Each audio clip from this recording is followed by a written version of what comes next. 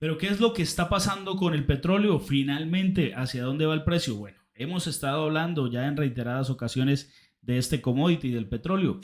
Lo que estamos viendo, pues, es una puja de poderes. Básicamente, estamos teniendo, por un lado, Estados Unidos ejerciendo presión a través del G7 para controlar el precio del petróleo al que Rusia vende es el mismo, ¿no? O sea, es decir, Rusia no puede vender o debería vender entre 60 y 70 dólares por barril. Este es como ese rango que se le ha impuesto a las exportaciones marítimas de petróleo ruso.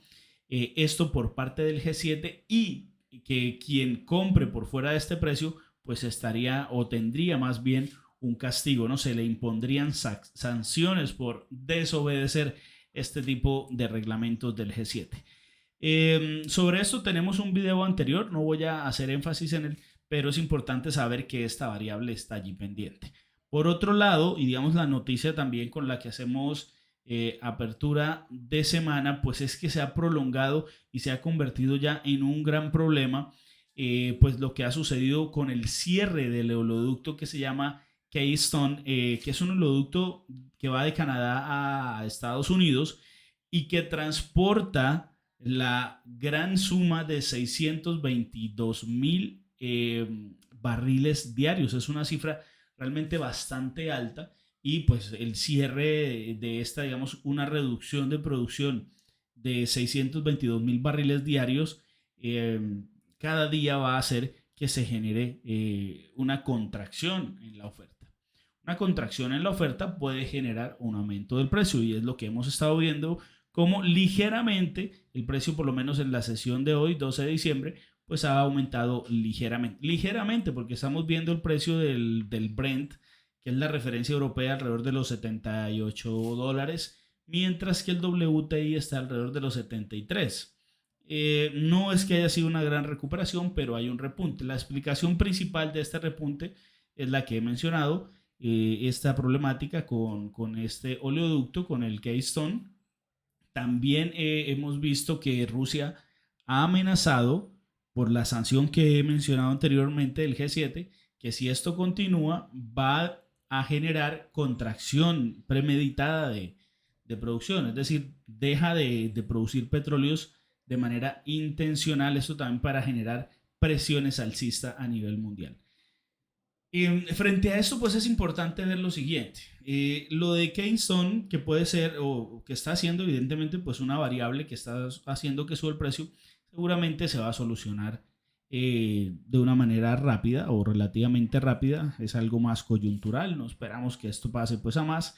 ¿Qué más? ¿De cuál más podemos hablar?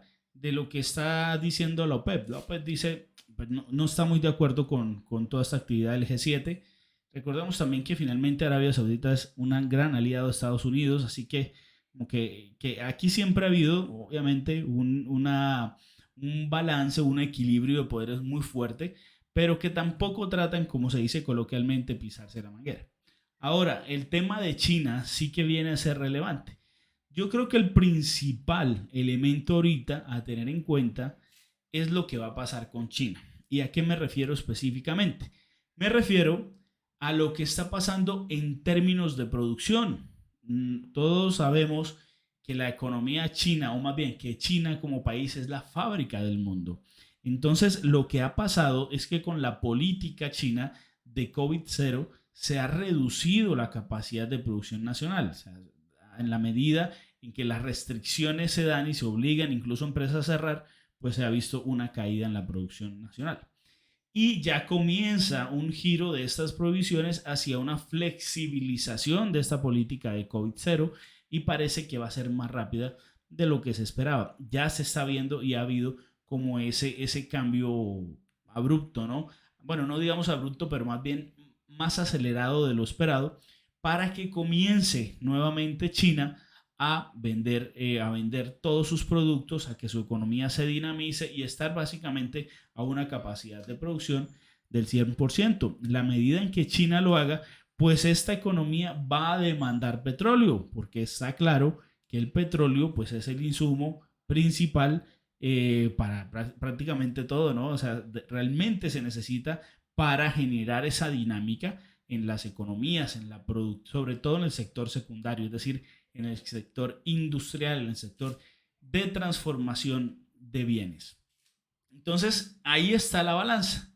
Una caída en la contracción, producto del oleoducto y la posible contracción de Rusia, según habla Putin, pues está generando que el precio suba. Si esto se consolida, pero principalmente teniendo en cuenta que lo anterior puede que pase o no, lo de Keynson lo van a solucionar rápidamente, lo de Rusia es solo una posibilidad, una amenaza entre comillas, pero lo de China sí que va a ser pues ese catalizador. Si China finalmente se flexibiliza y comienza a producir al 100%, va a hacer que la demanda a nivel mundial aumente y el precio vaya a subir. Recordemos, si la demanda aumenta, el precio va a subir. Entonces, esto es lo que haría que esa tendencia que ha estado teniendo el petróleo de la caída del precio, tenerlo ya muy por debajo de los 80, pues se pueda revertir y pueda llegar nuevamente a los 90. De lo contrario, y si llega a ocurrir, por ejemplo, un aumento de casos en China, posiblemente esa flexibilización de la que se está hablando, pues no se haga de manera tan acelerada y lleve a que nuevamente veamos pues un nivel de demanda más cerca a la realidad actual versus una situación de oferta, digamos, estable, podría llevar el precio del petróleo pues a niveles más bajos, porque es lo que hemos estado viendo, o sea, hacia allá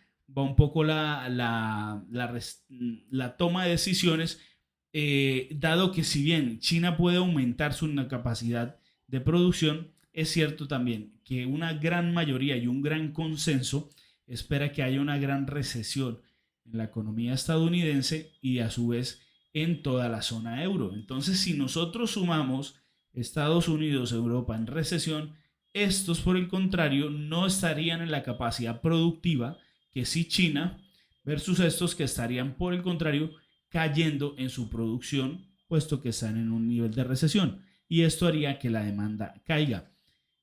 Entonces no está muy claro realmente hacia dónde puede ir el precio del petróleo.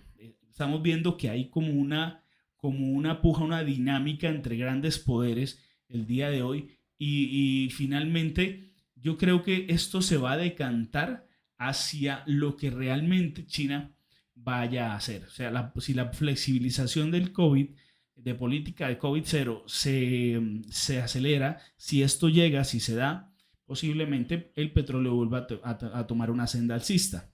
Porque también, y de esto tenemos que hacer un video, la posible recesión de la economía norteamericana, europea, pero hablemos principalmente de la norteamericana, pues cada vez parece más un mito, ¿no? O sea, se ha estado esperando, se espera, hay una gran acumulación de capital esperando esta recesión que incluso se habló de inminente y a veces, o más bien casi siempre en los mercados, cuando todos dan por hecho algo, o sea, como que ahí ya es probable que entonces ya no suceda. ¿Y cuál es el sentido? Que los mercados se anticipan al hecho. Y cuando uno está viendo que por más de que se haya estado hablando de manera tan abierta de la posible recesión, pues los mercados, si bien algunos han caído, principalmente el sector tecnológico, pues no es que hayamos visto una caída que se pueda considerar un crash, por lo menos no de esas caídas de movimientos rápidos.